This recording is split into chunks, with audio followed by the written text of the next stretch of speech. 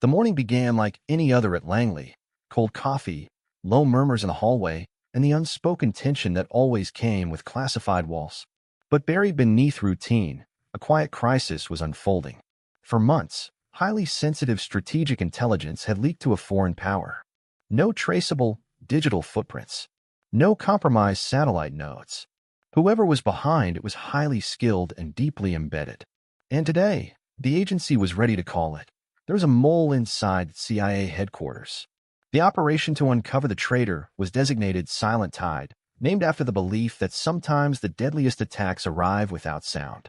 Every officer involved had 20-plus years in the agency, except one man, included only because he occupied the room nobody challenged. His name was Charlie Reeve. Age, 71. Position, Records Maintenance and Archives. Official status, retired U.S. Army desk duty clearance. No one questioned why he was still granted access to one of the most secure buildings in the world. To most, Charlie was an oddity. He walked with a slight limp from an old knee injury, wore his uniform-style tie and polished boots out of habit, and rarely spoke unless spoken to. Younger analysts often joked about him being a relic of Cold War bureaucracy. One intern once referred to him as basically a librarian with clearance. They had no idea. That morning, as specialists analyzed intercepted encrypted packets believed to have been routed internally, Director Hartwell entered the monitoring room, expression unreadable. "Ladies and gentlemen," he announced, voice barely above a whisper, "we have evidence that the mole is working from inside this building, possibly this floor. We begin the personnel inclusion scan at 0900. A hush followed. Charlie, seated quietly near the far corner, looked up from a worn leather notebook. His gaze was calm, but behind it, something sharpened. Not concern. Recognition. That same notebook was rumored to contain personal thoughts from decades in service, though no one knew when or how that service ended. Officially, he retired in 1985. Unofficially, his file contained 32 redaction blocks, nearly unheard of for someone in administrative background support. As the team prepared for biometric triangulation, Charlie rose slowly. One of the analysts, Special Agent Wyatt, approached him. "Sir, you can remain outside during this phase. This is active personnel only." Charlie looked at him. "Son," he said quietly, "you'd be surprised how active I really am." He reached into his jacket and placed a classified level badge on the table, one not seen by anyone in that room. A deep shade, used only for field division chiefs during black operations. "Operation Silent Tide begins immediately," he said. "And you're all running 5 minutes late." The room fell silent. The director stared, stunned. Charlie Reeve wasn't just a veteran. He was the architect of counterintelligence during the Cold War. He wasn't here by accident. He'd been watching. "We find the mole today," Charlie said, turning toward the surveillance hub. "Before they realize I'm back." But the moment his return became known, someone else inside the building activated their escape protocol. Within minutes of Charlie Reeve revealing his true identity, an alarm discreetly triggered in the signals monitoring division. No sirens, no flashing lights, just a silent digital flag on the internal network, a sequence known only to high-tier sabotage operatives. It read one word: exfil. Someone inside the building realized their cover was slipping, and they were already attempting to erase themselves. Agent Wyatt rushed to the desk where the alert appeared, panic barely concealed. "They're initiating a data wipe across internal servers, Section C12, field logs, access histories, clearance hierarchies.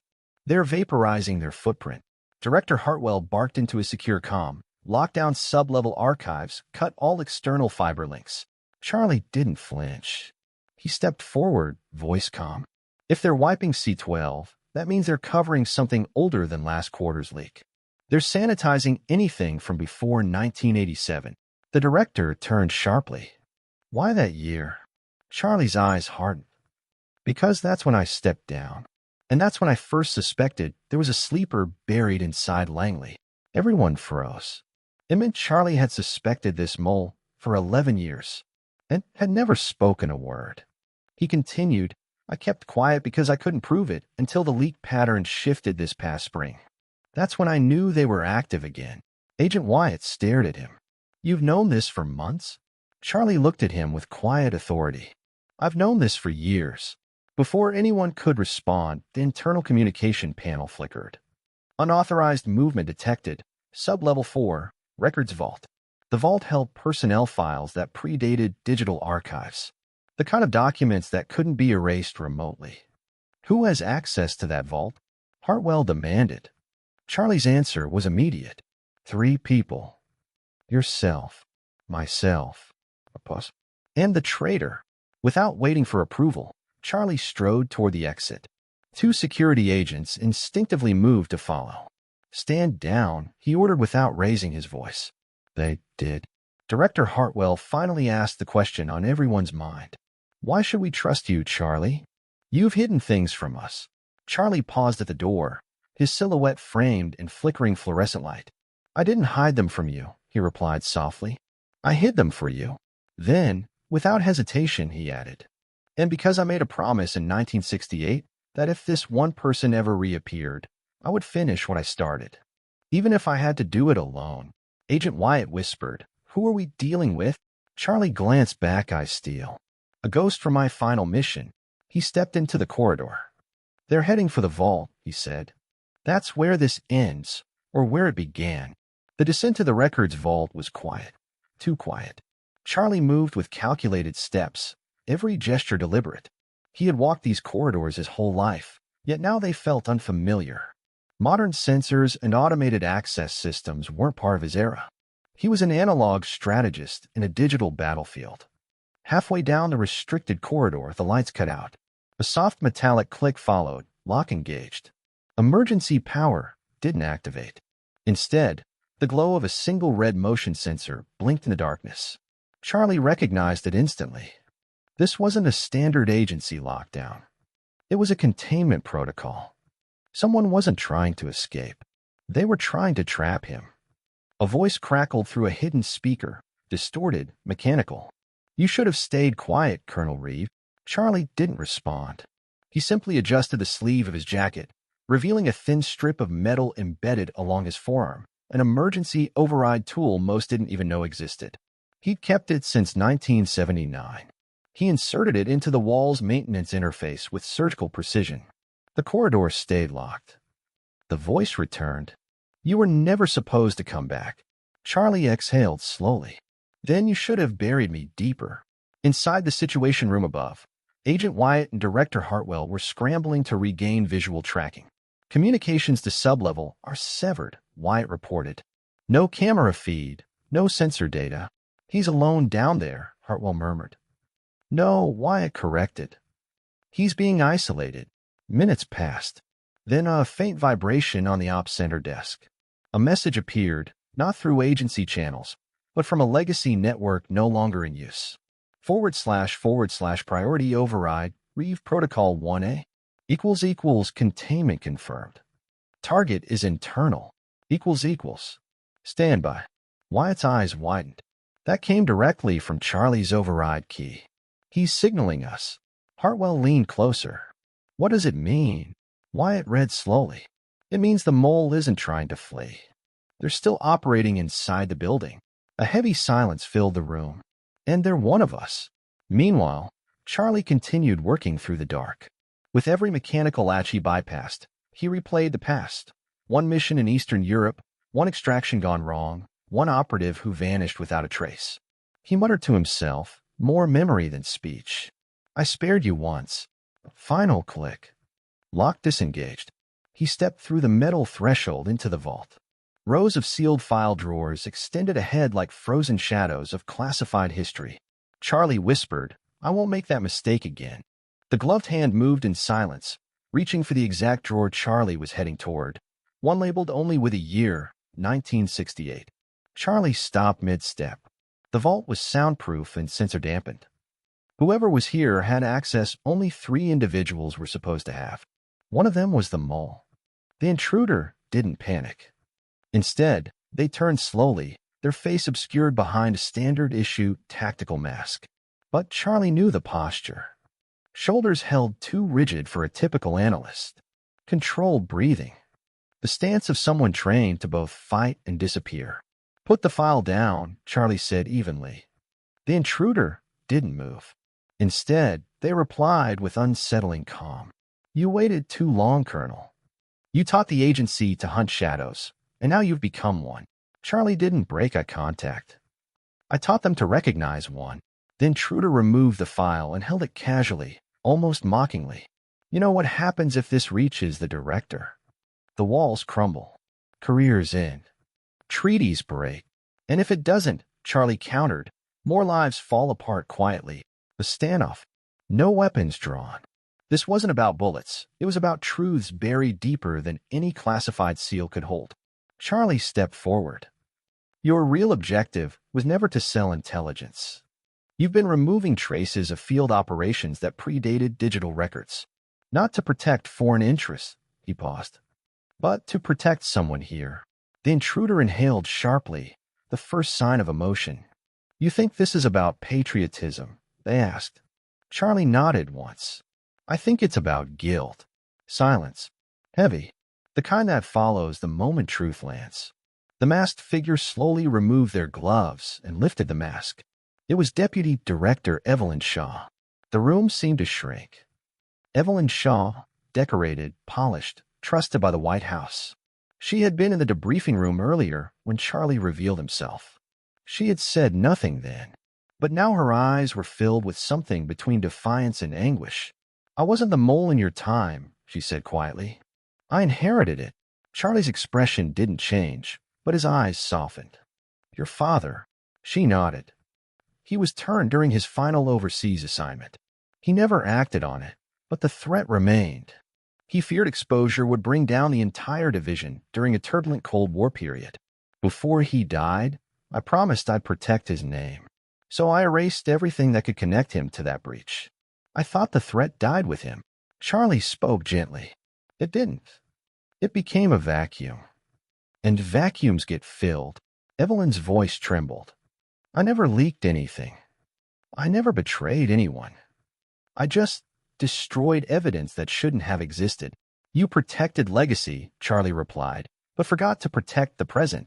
Meanwhile, on the upper levels, Wyatt and Hartwell finally regained partial access to vault sensors. Sir, Wyatt said slowly, there are 2 thermal signatures below, and no signs of aggression. Hartwell leaned forward. What does that mean? Wyatt thought it through. It means he's talking. Inside the vault, Charlie extended his hand, not to restrain her, but to take the file. I can bury the past, he said, but not if it risks the future. Come with me. Truth doesn't destroy institutions. Silence does. Evelyn hesitated. Then slowly, she handed him the file. A soft tick, tick, tick spread like ripples of dread through the vault. Only older intelligence operatives recognized the sound instantly, a pre-digital failsafe protocol used in Cold War-era compartmentalized archive rooms. It was designed to protect sensitive documents from capture. In cases of unauthorized breach or potential compromise, the system triggered an automatic thermal purge.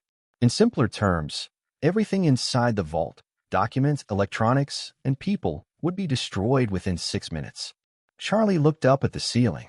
They reactivated the old purge system, he muttered. Haven't used this in over 3 decades. Evelyn's eyes widened. I didn't initiate it. Someone must have remotely accessed the circuit. Charlie shook his head. Impossible. Those controls were hardwired. No remote access exists. Then his voice dropped, which means someone manually activated it from outside. Above ground, chaos erupted. We're losing control over sublevels. Agent Wyatt reported. Purging systems are engaged. Director Hartwell snapped. Override it. Wyatt shook his head helplessly. We can't. It's an independent circuit from the 70s. It only responds to manual shutdowns inside the vault. Hartwell stared at the screen, a storm behind his eyes. That means if someone doesn't stop it from inside, they don't walk out, Wyatt finished. They locked eyes. No, Hartwell whispered, he doesn't walk out. Back in the vault, Charlie placed the 1968 file carefully inside his inner jacket pocket. You need to leave, Evelyn urged. We can still get out. Charlie glanced toward the sealed vault door. No, they've locked it intentionally. He pointed toward a recessed panel near the vault entrance. Manual override is over there. But it requires 2 physical keys turned at the same time. She looked confused. And where are the keys? He looked at her with a knowing expression. Don't you wonder why I still wear this jacket every day? Charlie reached into the hidden seam of his coat and pulled a tarnished brass key. Evelyn stared in disbelief. You've had that this whole time? Since 1975. He held the key loosely. But only one person had the second matching key, and they would have hidden it in the one place nobody would think to search. Evelyn slowly removed her security identification pin, the one she wore daily. She twisted off the cap. A small metal fragment fell into her palm. It was the second key. Charlie allowed himself the faintest smile. Your father trusted you with more than you knew. The ticking grew louder. They moved together to the override panel. 2 key slots side by side, each marked classified integrity lock 1 and lock 2. Charlie inserted his. Evelyn hesitated, her voice trembling. If we shut this off, she whispered, my father's secret becomes exposed. The agency will question everything. Charlie looked straight ahead, his weathered hand steady on the key. Maybe, he said. Or maybe they'll finally understand what must be done to prevent history from repeating itself. She nodded, eyes glistening, not with fear, but resolve. Both keys turned. Click. The ticking stopped. For a moment, the silence felt heavier than the danger. Then the lights returned, systems normalizing. In the operations center upstairs, Wyatt exhaled sharply. Purging protocols disabled. Director Hartwell stood still, hand over his jaw. He did it. Wyatt's voice softened. They did. Inside the vault, Evelyn broke the silence. You didn't come back just to catch a mole, Charlie. Did you? He gently closed the now lifeless purge panel. I came back because protecting this country doesn't stop when we retire.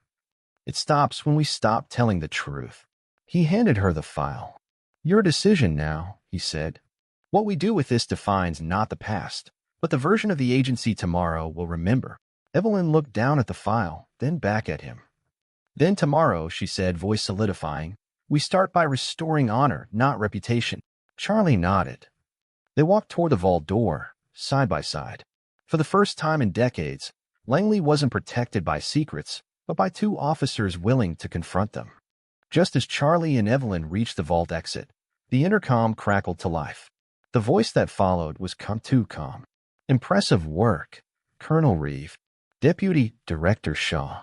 But you didn't really think this ends with a purge system, did you? They stopped. Evelyn's grip tightened around the file. Charlie said nothing. The voice continued. Some secrets don't belong in daylight. You may be willing to sacrifice reputation for honor, but others are not. Charlie slowly lifted his gaze toward the speaker. Recognition flickered. He knew the voice.